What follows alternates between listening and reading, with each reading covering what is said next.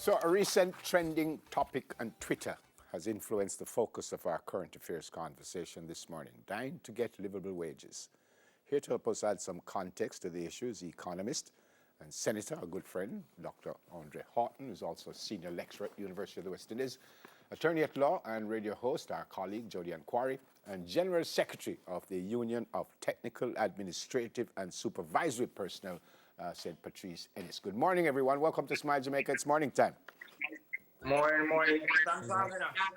Yeah, man, it's our pleasure. I want to start with Andre, Dr. Haughton, my friend. Senator Haughton. Senator Dr. Haughton.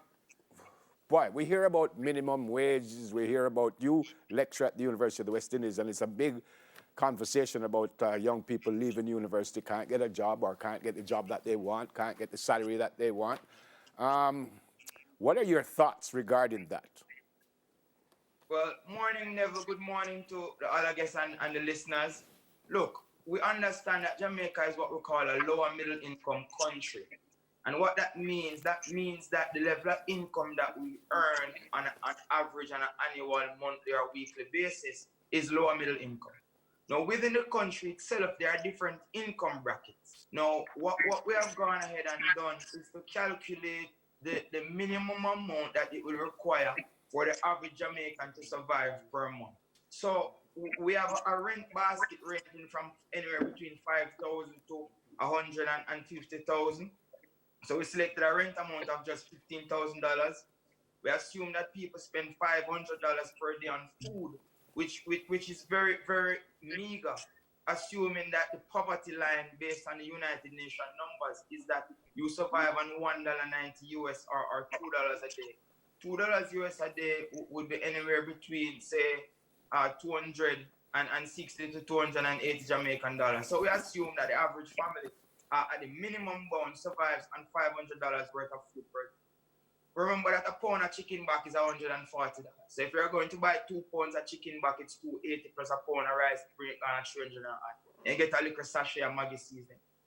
The electricity bill $3,000, minimal water $2,000, phone $1,000. If you have children to send to school, you have a girlfriend to send to the hairdresser, whatever the case may be. You have health issues. So we put a miscellaneous for $10,000. So we come up with a figure of 50,000 Jamaican dollars as the minimum amount that you would need to survive. If you juxtapose that with the minimum wage of $7,000, then you will only earning $28,000 at that minimum bound, while you have expenditure of $50,000. So the average Jamaican at the lower bound, the people who are earning the least, have expenses of $50,000 per month, the minimum, but they're only earning $28,000. This provides a difference of $22,000 that they have to find somewhere through what is known in Jamaica as the side hustle. Mm-hmm. Now, everyone or most people in Jamaica speaks about getting a side hustle. And it is important for us to understand this because the regular income stream has not been enough. We're talking about security guards who earn $9,700. Their monthly salary is about $39,000. They still have a $11,000 deficit. So they need 5 weeks income in order to pay for 4 weeks expenditure. No wonder many of our security guards work double shifts. If we're going to compare degree levels, like earning levels, in America, if you have a diploma, you're paid about $37 US per year. In Jamaica, it's about $4,000 US. If you have a certificate, you're paid $39,000 in the US per annum. In Jamaica, you're paid only $8,000 US. Wow. If you have an associate degree in the US, you're paid $43,000.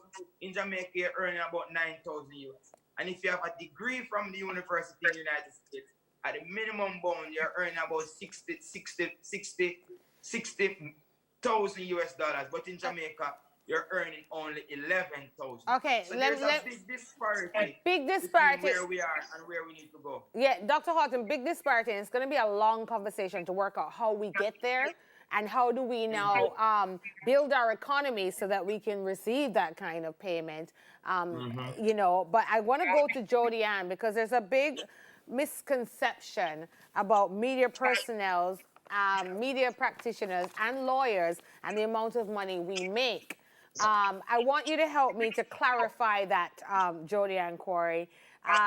What is going on? Are we being paid? Well, if you want to compare what media executives get in California to what we get here, then we know it's the same situation that Dr. Haughton has just shared. But tell me, what are the misconceptions that people have about lawyers and media practitioners and our pay grade? Lawyers and media practitioners in particular are public-facing individuals, and we just have a societal idea that those who face the public get more to face the public. Those two particular brackets of people, therefore, because they have high visibility, impress people, do work that they can see, and so they assume that their salaries are in line with what in their heads would be a fair and competitive salary. Think of it this way. Like any other profession, there's a wide bracket of variation. But if nothing else, COVID-19 has exposed how many people are not making as much money as we thought they were. So law firms only a few months ago, at the very beginning of COVID, send associates home and send also paralegals and whole sets of individuals in the legal profession home because the firms could no longer afford to keep them.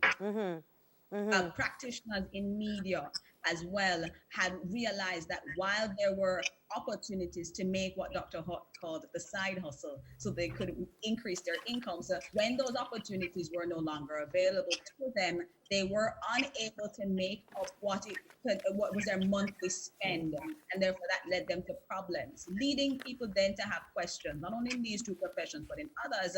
How do you make it in Jamaica if you don't want to live on the very meager existence that Dr. Haughton explained, but you want to have a decent standard of living? That is, you want to have an apartment that may not be able to cost $15,000, and you want to be able to eat some food if you don't just want to eat $500 a day, and that's a more difficult question.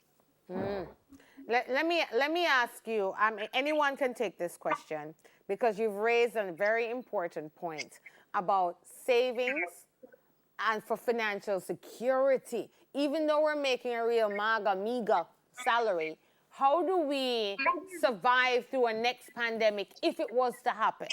Right? Any one of you, the economists, Patrice, anybody? I can start, Empress. Well, first of all, nothing is too small to share. And remember that your income, you're sharing it between your consumption and your savings. Because when you have an income, you can do two things, either consume or save. The minimum here is that when countries operate in an international marketplace, they're expected to have what we call 3 months in their net international reserves. So if a country falls into crisis, it must have in its foreign currency amount enough money to buy 3 months worth of goods. Now, that's 12 weeks. We realized that immediately as the COVID crisis hit us, many people were unable to buy food within a week, 2 weeks. So that is showing us that the type of economy that we're running is not creating value. And that is the point of this morning's conversation, is how does Jamaica create value? Because we have been running this economy where we put out a lot of effort because Jamaica people work really hard. But the reward that we're getting is not forthcoming. So you will have someone, for example, who says, all right, we want to get things done, but how do we? So we have to find industries that we put out small amount of effort. For example, Silicon Valley in the United States, the Internet of Things, the fourth industrial revolution, these are now providing opportunities for us really to expand and globalize. If you look at the jacket that I'm wearing, it was made in Jamaica. It's made by a scarce commodity, but it looks Italian. It looks expensive. These are the things that we want to do. We want to create value. So Jamaica must be able to create value.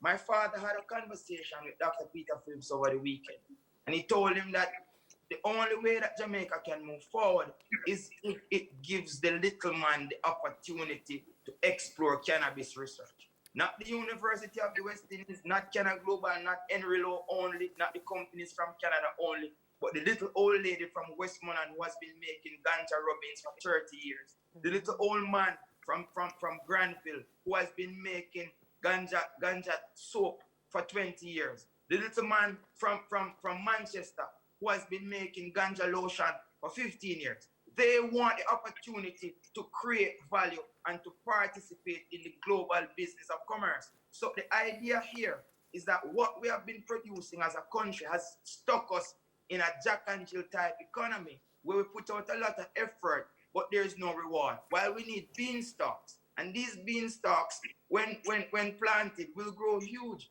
and provide prosperity for all of Jamaica. All right, so the idea here is changing our frame of mind and looking at how we can create value and empower our people to create value as well. All right, Andre, I want to bring in Mr. Ennis, who has been sitting quite patiently waiting for us here. Morning again, Mr. Ennis. The role of the union in all of this, we keep hearing about contract workers, and I think the union is not too happy about the many contract workers. But what kind of role would the union have in all of this in trying to get companies to understand that you have to kind of pay people what they deserve?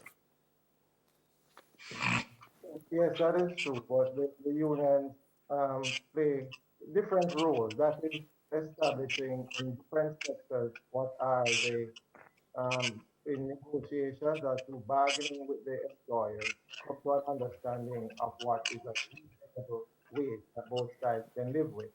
But I think what we're talking about this morning is what is really a livable wage, more so than what obtains in sectors that are represented by unions.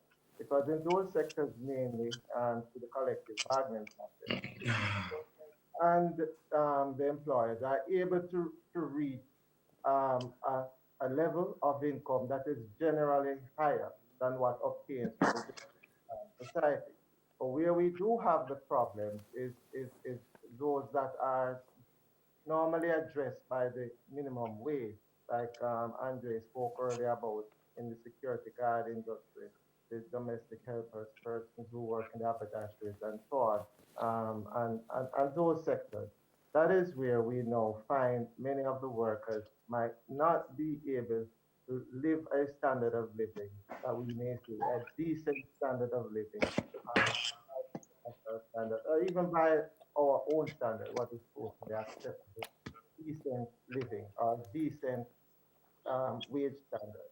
And that is where we now have a little thing going between what is a minimum wage and what is a livable wage. But who decides, Mr. Ennis, what is a livable wage? I mean, I have things that I want to do. Maybe Empress want to do something different. Maybe somebody else don't want to do what we are doing.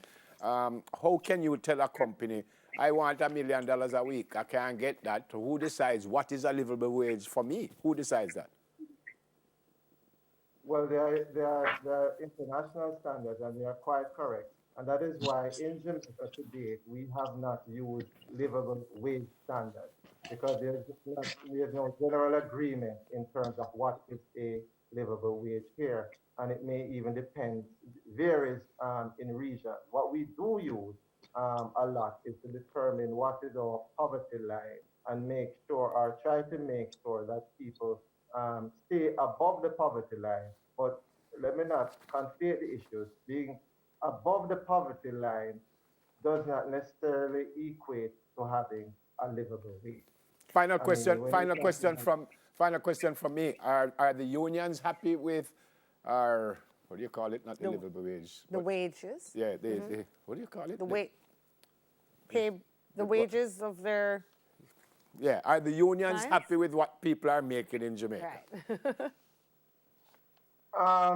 In some sectors, we could say that persons are fairly compensated, but generally speaking, Jamaican workers are paid less. If you look at the teachers, if you look at our police and so on, generally they are paid in the government sector. Generally, they are paid even less than what obtains in the other Caribbean communities. And if I ask you the same question, you don't have to answer me. Most people will say, no, they deserve more. What I want, the word I was looking for was minimum wage. Are you happy with the minimum wage, which is what I wanted? Okay. But we're out of time. We're slated for an increase this year. Okay. All right. All right. Unfortunately, we do have to wrap this interview. Yeah. There's so many questions I Yeah, but wanted we to have to ask go. you all, but yeah, that's what happens. So thank you all for joining us. May we produce more. And, you know, for all of you, we are all, well, hold on, did he change his shirt? Dr. Haughton changed his shirt in the middle of the interview? Yeah, man. Is that star, man? Freedom. Is that star? I want to do that. All right, Doctor. I love it. Oh my Senator Dr. Andre Haughton, economist and senior lecturer at UA, attorney at law, radio host Jody and Quarry, and General Secretary of the Union of Technical, Administrative and Supervisory Personnel, St. Patrice Ennis. Thank you all very, very much. Yeah. You know, Neville, that's why I'm growing in my backyard. Because I now buy callaloo again. I now buy pak choy. I now buy pumpkin. And I now buy watermelon. Where you live? In a house. Weird. Weird. I'll bring you something. When we come